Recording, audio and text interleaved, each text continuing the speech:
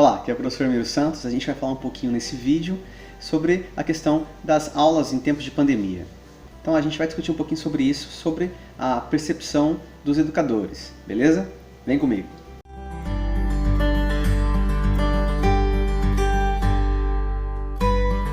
Bom, dito isso, a gente vai falar um pouquinho agora dos contras, hein? E tem muita coisa contra, muita coisa que sugere avançarmos em relação ao desafio que é dar aulas à distância, dar aulas de maneira remota para quem não está ali.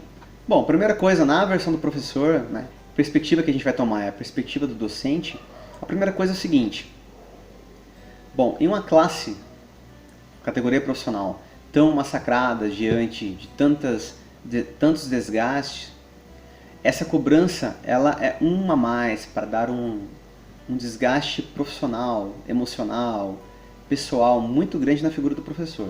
Então há uma cobrança muito rápida, muito efetiva, muito massacrante para que ele se adeque em um momento que é emergencial. Então há uma pressão que chega todo dia, burocracias, formas de avaliar, formas de ensinar, promover novas ferramentas, novas estratégias, as quais não foi planejado, não foi pensado, não foi dado a esse educador, a esse professor, condições materiais e condições mínimas de treinamento para que ele possa fazer isso. Então assim, essa cobrança incessante é muito ruim, é um pesadelo na vida dos caras. Bom, outra coisa contra, outro elemento que a gente tem de crítica em relação à educação em tempos de pandemia. Será que todos os docentes eles vão ter o mesmo fomento, a mesma noção, a mesma perspectiva diante da educação remota? Eles vão ter as mesmas estratégias, o mesmo alcance tecnológico?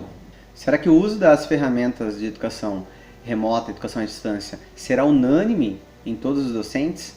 Essa é uma questão que paira, é muito importante refletir sobre ela. Bom, será que os professores sabem utilizar as TDICs ou TICs, tecnologias da informação e comunicação digital? Será que todos conseguem plenamente fazer essa utilização? Eu penso que não. E aí a gente tem que ter um treinamento, a gente tem que ter um fomento a essa educação, com tempo, com coisas mais sensatas, gradativamente, né? Porque senão a gente vai pesar, senão a gente não vai enxergar o todo de maneira apropriada, de maneira adequada. Outra coisa, aqueles professores que trabalham em 2, 3, 4 escolas, que ministram disciplinas ou componentes curriculares, os quais têm poucas aulas na semana. Então imagina um professor que trabalha em 3 escolas distantes e diferentes. Bom, esse camarada ele vai ter tempo hábil para construir esses objetos educacionais de aprendizagem, para construir a videoaula, para criar o podcast, para montar essas várias ferramentas para que atinja todos os seus alunos em diversas escolas? Será que há uma disponibilidade de tempo adequada para que ele possa construir e produzir essas ferramentas? Outra questão importante, está até lá no Plano Nacional de Educação, no Plano Estadual de Educação também. Lembra? Aquelas metas finais dos planos, meta 16, 17 e 18, que vai falar um pouquinho sobre a figura, a classe, a categoria, a renda do professor. Será que o professor ele detém condições materiais para que ele possa construir algo diferente e essas ferramentas adequadas? Dito de outro modo, o professor ele é uma categoria profissional que tem uma renda de 60% a 70% da renda de outras categorias profissionais com a mesma escolaridade. Ou seja, o professor é aquele profissional que recebe menos do que outras pessoas que têm escolaridade parecida. E assim, essas ferramentas elas são muito caras. Ter um telefone de ponta, ter um computador que você possa fazer edição de imagem, edição de som, com memória suficiente, com espaço em disco suficiente, é muito caro. Uma câmera adequada é muito cara. Então assim, será que os educadores, pegos de surpresa nessa emergência de dar aulas à distância, aulas remotas, detêm condições materiais para aquisição dessas ferramentas, desses materiais tecnológicos? Bom, para que o uso das ferramentas seja unânime e de modo adequado, além do treinamento, as pessoas têm que ter condições materiais para aquisição dessas ferramentas. Então, um espaço adequado em casa, né? Iluminação adequada, software adequado, aplicativos adequados. Será que o celular que o professor utiliza no dia a dia, ele pode armazenar, receber, instalar novos aplicativos a todo momento? Será que o computador ele tem programa suficiente, tem memória RAM suficiente para rodar esses aplicativos? Não, né?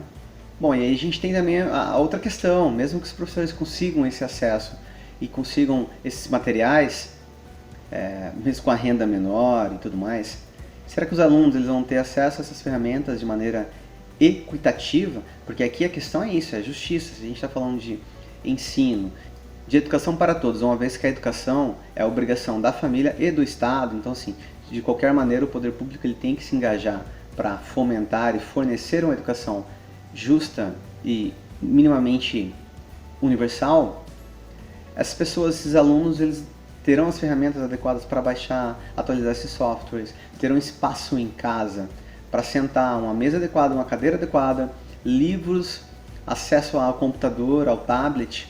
Então, essas questões que pesam muito para que a gente possa refletir e decidir. Esse ensino à distância, ele realmente está sendo executado da melhor maneira possível. Porque 80% dos acessos à internet no Brasil é via smartphone. Então a Anatel ela vai dizer o seguinte, que dos acessos de internet via smartphone, 55% são via acesso pré-pago. E o acesso pré-pago, né, ele depende de pacotes de internet, de 1 GB, 2 GB, se é 3G, se não é. E assim, então não é muito constante, não é muito favorável a todo e qualquer aplicativo, a todo e qualquer momento no dia a dia do aluno. Bom, então todas essas questões e mais várias outras que a gente pode refletir sobre a figura do trabalho do professor. Então, além da questão do acesso dos alunos, dos acessos dos docentes, há uma questão muito pertinente, que é no dia a dia, na casa do sujeito.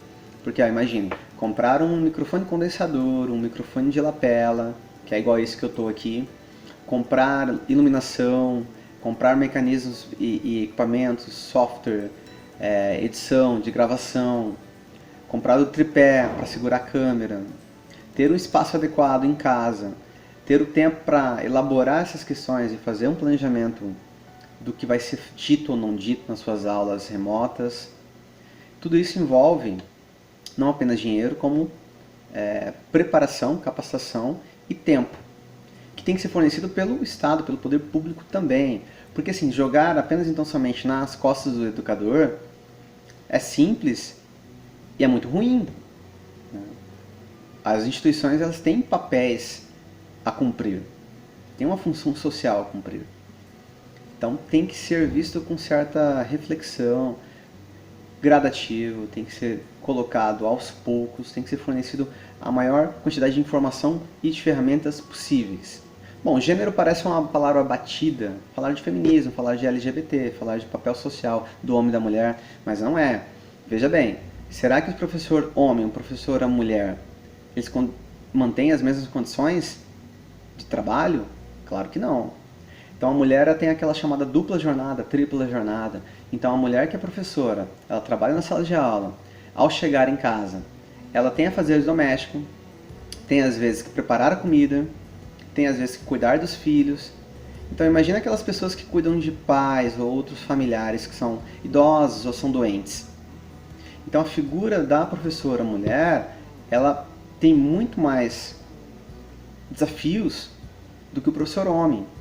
Porque a gente vive numa sociedade que é heteronormativa e há um patriarcado, que é o quê? Comportamentos de dominação masculina, mesmo que sejam pequenos, mesmo que sejam às vezes invisíveis, a gente não consegue distinguir bem, mas a mulher ela detém mais trabalhos domésticos, com certeza, estatisticamente falando. Então assim, será que ela, além do espaço, além do dinheiro, além do tempo, além da renda para comprar os materiais, ela possui condições, né, emocionais de fazer um novo trabalho em casa? Então essas são reflexões para que a gente possa fazer, beleza? Abraço e até mais!